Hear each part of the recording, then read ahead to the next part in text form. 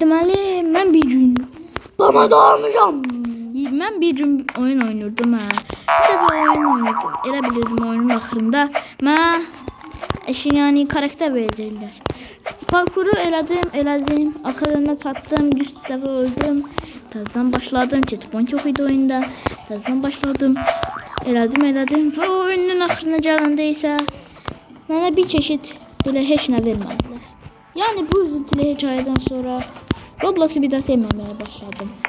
Ama o günden sonra Roblox'u daha sevdim. Ama yine de o bir beni çok uğraştırsa da, her gün eləməyə çalışsam da, mənə verməsə də, oyunu hələ də oynayıram.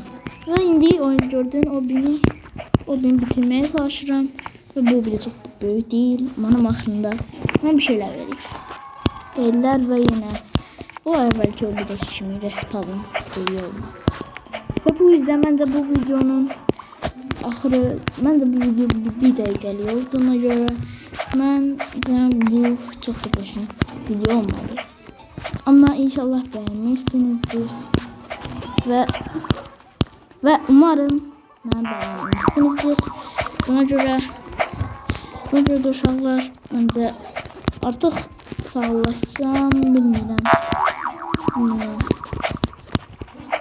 Mən başlayıram, bilmirəm, belki o beni kurtarım sonra videoyu bağladım. Şimdi bakın uşaqlar. Canlı yayın değil, canlı yayın olsaydı dilerdim.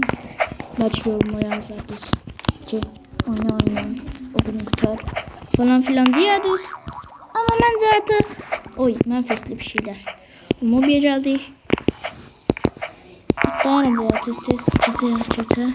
Bitiyorum, video çok az kalır. Sonra bence videonu kapatsam iyi olur. 2 dakika oluyor. 2 dakika seçtik. Hayır o zaman. Bye. Bye.